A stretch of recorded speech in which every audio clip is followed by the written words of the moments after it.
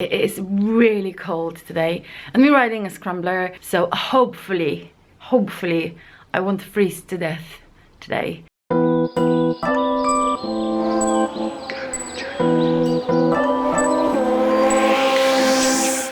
haven't ridden the Scrambler yet, so I'm definitely looking forward to trying it. I do love the R9T, you know I love the R9T, and Scrambler is like cooler looking but a cheaper version of the R9T. They've changed a few things. I think it doesn't have upside down forks. I think the brakes are not quite as good as the R9T ones. However, the R9T brakes are so good that I think they could afford a downgrade, which made the whole bike cheaper, more affordable for us. I'm hearing it's still remarkably good. So today I'll find out. The Scrambler is ready. Can you see? Oh, that's not the... There it is. What do we need to know about it? It does have traction and ABS. You can turn off the ABS, I believe. Heated grips, that was my first question. Yeah, we do have here heated grips. That's really it. It's quite simple here. This is nice and soft. Okay, let's do this. Alrighty then. Scrambler. Looks pretty. Very pretty.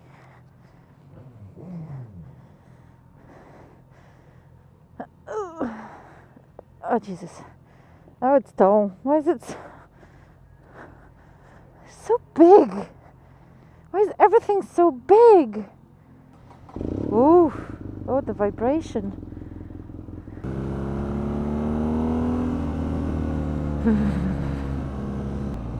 Naked bikes are definitely not user-friendly at low temperatures. Whoa, I'm so cold. It sounds gorgeous though. The tires are probably the most important ones to address. They look super cool, they really do, but they're an absolute nightmare on the tarmac. Absolute nightmare. I definitely don't recommend these tires on the road. Size-wise, the entire bike is a little bit odd. I'm okay with the seat height, but I'm struggling to reach the handlebars. I have to lean forward a little bit to reach them, or try and get closer to the tank, which is not easy. But I can see how this would be quite uncomfortable for a tall rider. Brakes are decent. I have absolutely no complaints. There's plenty of power for this style of bike. You do have to be precise with the controls. You do have to clutch in for every gear change. Absolutely no clutchless shifting on this. And I know it's not the style of bike that you would want to clutchless shift, but we do like to clutchless shift, don't we? So on this, now you have to act like a lady or a gentleman and clutch in. You need to make sure you brake before downshifting. If you carry too much speed and drop a gear, you'll get a wobble. This doesn't feel right at all, cornering on these tires. It's the tire, nothing else. I'm loving the sound. It's not too noisy, but it has a nice deep growl to it. The overrun pop is magnificent. It's rather frequent too.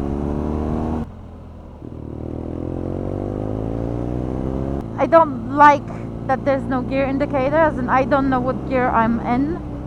You only know if you're in neutral. It shows on the dash. I know there are only two gears, right or wrong, but I like to know what gear I'm in. Heated grips, they're more of a warm grip kind of situation. They're not hot. They're warm, but not hot. The wind resistance, of course, is an issue, as it would be on any naked bike. So overall, I really don't rate it as a winter friendly bike. This is definitely your summertime, let's ride down to the village for a nice lunch in a pub kind of motorcycle. It looks fantastic, it really does. It gets a lot of attention, but it's not a fast ride, it's a sophisticated ride. Once you change the tires, till then it's wobbly and uncomfortable and sketchy, to be honest. Unless you actually will go off-road. But then I don't know how this style of bike would actually behave off-road, because the seating position is not really off-road friendly. It does have traction control and ABS. You can turn off the ABS, I believe. And traction with these tires came in handy. I'm hating the tires. That's the bottom line. Is these tires are not for the road. Do not ride on the road on these tires. It's one of those things where I'm all for looking cool, but if looking cool means you're bloody uncomfortable, then is it worth it? The steering is fairly easy. Again, it's affected by the tires. You know, this is not a bike to go super fast on. You go for a stroll on something like this. Could I see myself owning one? I would love to see what it would look like on no more tires, because then I probably could see myself on one of these. But then will it lose its charm on road tires? I really like the tank. I like all things grey, and this is a gorgeous grey. Another thing I just remembered to tell you, suspension is brilliant on this. It's so soft and bouncy, and that's exactly what you want from a bike like this. You don't want it stiff. So bouncy! I wish you could see how much I'm jumping up and down. So bouncy.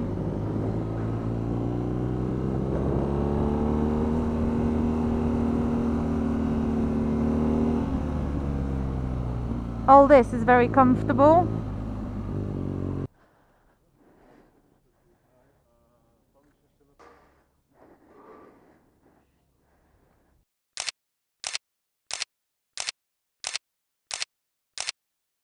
Okay, so just to sum up my experience on the Scrambler today, it's a tough one, because the longer I'm on it, the more I love it.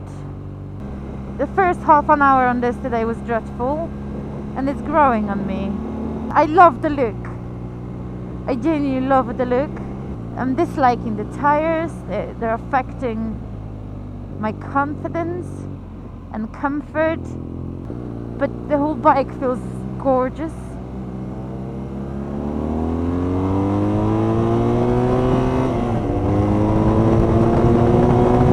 There's so much I love here. I think if you change the tires, this would be an amazing gentleman's road bike for respectable rides. This is not for speed. This is not for long distance. But it's so enjoyable within speed limits. I remember saying that about the R9T, that it makes me act like a lady, and this one is very much like it. If you try and be a hooligan, it's gonna bite. So yeah, road tires if you want it on the road, or go for a walk in the woods on this. You really want this on a dirt road, and then I think it would be so good. But it is overall, it's so good. It's BMW quality, and I find it irresistible. So I guess that's my verdict. I want it.